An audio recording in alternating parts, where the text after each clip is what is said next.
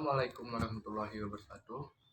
Kenalkan, nama saya Arifin HM, NPM 2041040261. Di sini saya akan menyelesaikan tugas ujian akhir semester mata kuliah Bahasa Indonesia. Soal nomor 1. Musuh utama dalam kepenulisan karya ilmiah adalah plagiasi. Jelaskan pendapat Anda mengenai tindakan plagiasi dan bagaimana semestinya Anda sebagai mahasiswa bersikap dalam menanggapinya. Pendapat saya sebagai mahasiswi tentang plagiasi adalah hal tersebut merupakan tindakan yang tidak terpuji.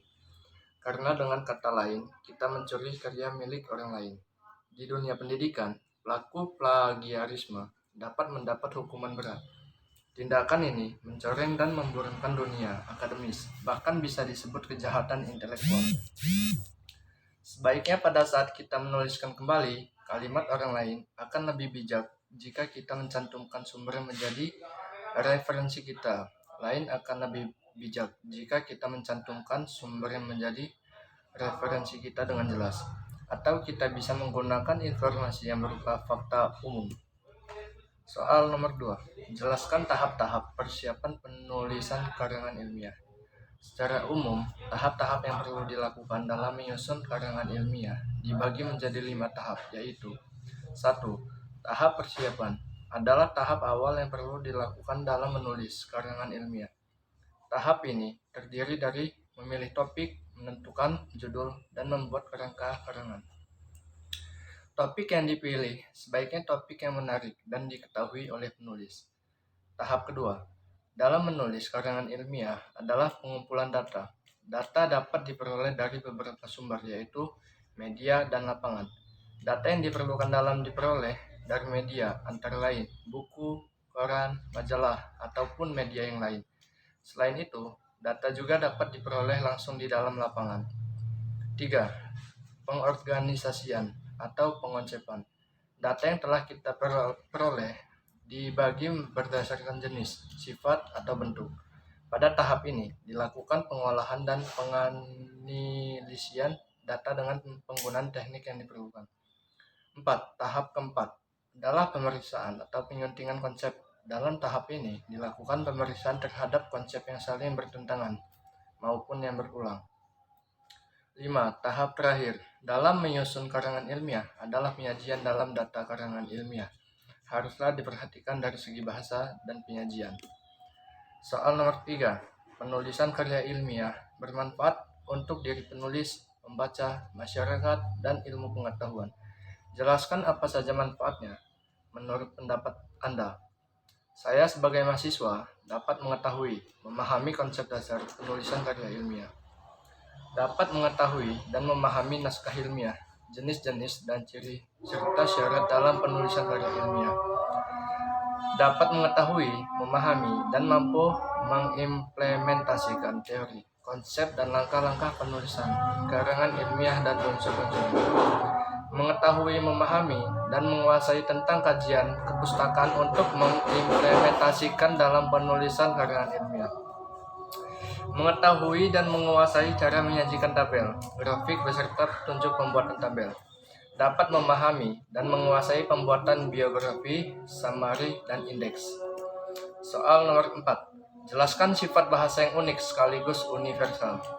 Selain bersifat unik, bahasa juga bersifat universal. Artinya ada ciri yang sama, yang dimiliki oleh setiap bahasa yang ada di dunia ini. Misalnya, semua bahasa mempunyai bunyi vokal dan konsonan. Setiap bahasa mempunyai satuan-satuan yang bermakna, baik berupa leksikon, frase, klausa, kalimat, dan wacana. Soal nomor 5. Bahasa naskah. Dari manakah bahasa Indonesia berasal? Asal bahasa Indonesia, Keputusan Kongres Bahasa Indonesia II pada tahun 1945 di Medan menyatakan bahasa Indonesia berasal dari bahasa Melayu. Bahasa Indonesia tumbuh dan berkembang dari bahasa Melayu. Soal nomor 4. Jelaskan fungsi bahasa sebagai bahasa pemersatu. Fungsi bahasa persatuan bahasa sebagai pemersatu suku bangsa, yaitu pemersatu suku, agama, ras, dan antar golongan. Bagi suku bangsa Indonesia, dari Sabang sampai Merauke, fungsi pemersatu ini heterogenitas atau kebinekaan sudah dicanangkan dalam Sumpah Pemuda 28 Oktober tahun 1928. Soal nomor 7. Jelaskan makna dari peribahasa bahasa menunjukkan bangsa. 1. Makna pertama. Berbahasa Indonesia menandakan seseorang berasal dari negara Indonesia. Berbahasa Arab menunjukkan seseorang berasal dari negara Arab. Dan seterusnya, yang maksudnya bahasa yang digunakan menunjukkan asal seseorang. Inilah makna pertama. Makna kedua. Bahasa menunjukkan jati diri. Maksudnya, bahasa menampakkan pola pikir, kebiasaan, sifat khusus, atau kecerdasan seseorang. Inilah mengapa seseorang bisa membaca bagaimana level berpikir orang hanya dari cara orang yang menggunakan bahasa. Berhubungan dengan tata bahasa dan erat kaitannya dengan ketertiban memegang kaidah bahasa. Soal nomor 8. Menurut saya melihat dulu kondisinya dan di posisi bagaimana, karena bahasa baik dan benar tidak hanya harus baik dan benar, tapi juga harus memperhatikan situasi dan kondisi, serta resmi atau tidaknya keadaan tersebut. Resmi, tidak boleh, artinya mempunyai penggunaan bahasa Indonesia yang baik dan benar, apalagi berhadapan dengan orang yang terhormat. Apabila sedang di posisi santai, sedang di forum yang bermain-main atau yang lainnya, itu wajar-wajar saja, asal jangan lewat batas.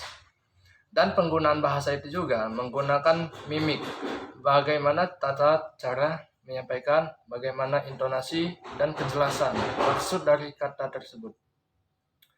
Menurut saya, berbahasa berkaitan dengan norma, adat, dan budaya itu tidak ada, tapi lebih ke ragam bahasa yang gaul, yaitu penggunaan bahasa Indonesia yang menggunakan kata yang tidak baku. Soal nomor 9. Apa perbedaan bahasa lisan dan tulis? Bahasa lisan adalah bahasa yang dikatakan seseorang kepada orang lain. Sedangkan bahasa tulisan adalah bahasa yang ditulis oleh seseorang di atas kertas atau buku dan dibaca oleh orang lain. Soal nomor 10. Kembangkan kalimat topik. Berikut ini menjadi satu paragraf dengan menggunakan tanda baca yang tepat. 1. Perkembangan teknologi komunikasi telah merevolusi rutinitas serta telah mengubah setiap aspek kehidupan masyarakat, baik dalam berkomunikasi maupun dalam belajar dan dalam bersosialisasi. Adapun dampak positif dari teknologi komunikasi ini yakni dapat menghemat waktu, menyederhanakan komunikasi, dan membuatnya lebih dinamis.